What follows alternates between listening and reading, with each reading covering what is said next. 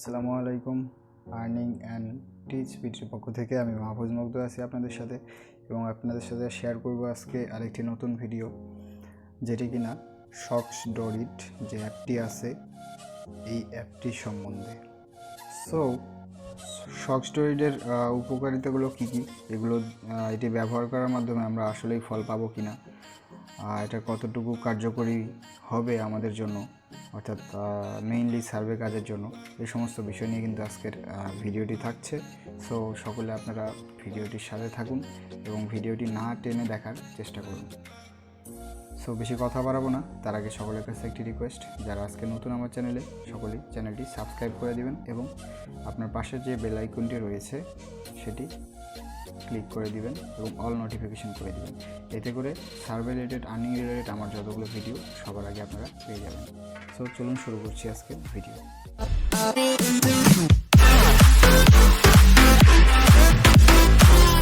So এই অ্যাপটি আপনারা প্লে স্টোরে পেয়ে যাবেন। আপনি আপনার প্লে স্টোরে গিয়ে সিম্পলি সার্চ দিবেন ড্রয়েড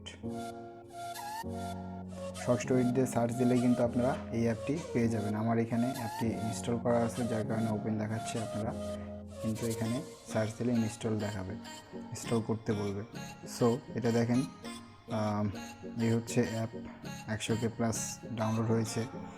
আসলে এটি বলতে গেলে অনেক কার্যকারী অ্যাপ, কারণ এটি কিন্তু আপনার সার্ভার আইপি অ্যাড করা যাবে এরকম একটি ভিপিএন, এটাকে আমরা ভিপিএন বলবো।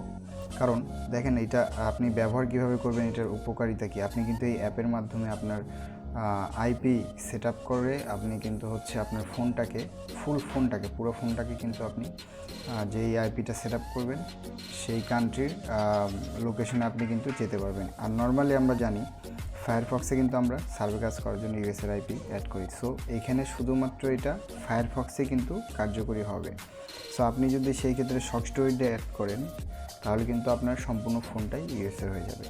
সো এখানে কি করতে হবে, আমরা সিম্পলি অ্যাপটাতে ওপেন করব। ওপেন করার পরে এখানে এই যে এতগুলো এক্সেট্রা ব্লা ব্লা, এই সমস্ত কোনো কিছুর প্রয়োজন নেই। আপনার শুধু প্রয়োজন দুইটি অপশন এডিট করার। সেটি হচ্ছে একটা সার্ভার আইপি, এই যে প্রথম যেই অপশনটা প্রোফাইল লেখা আছে, তারপরে কানেকশন সার্ভার আইপি এবং সার্ভার পোর্ট। আপনারা কিন্তু এখানে ডেইলি আইপি আপনার যোগ করে খুব সহজেই কিন্তু আপনারা এটা ইউজ করতে পারবেন। আপনার ফোনটাকে ভিপিএন দ্বারা কিন্তু ইউএসএর লোকেশনে দেখাইতে পারবেন। সো কী করতে হবে, আপনার এই যে সার্ভার আইপি, এই সার্ভার আইপিতে গিয়ে আপনার SOX5-এর যে আইপিটা, সেই আইপিটা কিন্তু অ্যাড করতে হবে।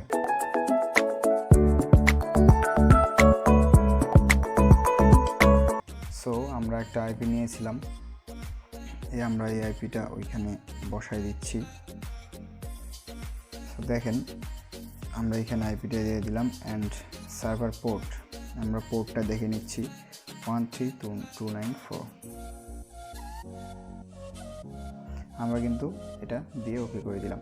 সো এখন যেটা কাজ, আপনার এইখানে কিচ্ছু করতে হবে না, আপনাকে জাস্ট এই যে উপরে দেখেন 3 ডট মেনুর পাশে যে একটা এই যে অন করার অপশন, এইখানে আমি ক্লিক করে দিচ্ছি। দেখেন এই যে অন করার পরে আপনার এখানে কিন্তু কানেকশন রিকোয়েস্ট এরকম আসবে। সো আমরা এখানে ওকে করে দেব। ওকে করে দেওয়ার কারণে আমাদের দেখেন ওইটা কিন্তু অন হয়ে গেল। আমরা যদি স্ক্রিন থেকে উপরে নোটিফিকেশান বারটা নামাই, এই যে দেখেন SOX5 প্রক্সি অ্যাক্টিভড। তো আপনার এটা অ্যাক্টিভ হয়ে গিয়েছে। আপনার যেটা অ্যাক্টিভ হয়েছে এটা কিভাবে বুঝবেন, তার জন্য আমরা ফায়ারফক্সে চলে গেলাম অ্যান্ড এখানে আমরা হোয়াট.নেটে চেক করব। সো দেখেন এই যে আমরা হোয়াট.নেটে চেক করছি। সো নেটওয়ার্ক প্রবলেম আছে, আমরা একটু দেখেন এখানে কিন্তু আমাদের এটা স্পেকট্রাম আইএসপি, দেখেন আমাদের এখানে কিন্তু ইউএসের পতাকা চলে এসছে, আমাদের আইপিটা দেখাচ্ছে। অর্থাৎ আমরা যে ভিপিএনটা সেট করেছি ড্রয়েডের মাধ্যমে, যেটা আমরা ইউজ করছি, সেটা কিন্তু আমাদের ঠিক আছে। সো এইভাবে কিন্তু আপনারা ড্রয়েড ইউজ করে আপনার পুরো ফোনটাকেই ইউএসএ করতে পারেন। অ্যান্ড ফোনে আপনারা SOX5 আইপি বা ডেইলি আইপি বা ব্রাউজারে, ফায়ারফক্স ব্রাউজারে কীভাবে সেট করবেন, এটার বিষয়ে কিন্তু আমার চ্যানেলে ভিডিও আছে। সো আপনাদের কোনো প্রবলেম হলে দেখে আসবেন। অ্যান্ড আজকে এই পর্যন্তই, আর বেশি ভিডিওটা লং করব না। সো পরবর্তী ভিডিও আসা পর্যন্ত সকালে ওয়েট করুন। ভালো থাকুন, সুস্থ থাকুন এবং আমার চ্যানেলটি সাবস্ক্রাইব করুন। সো আল্লাহ হাফিজ গাইস।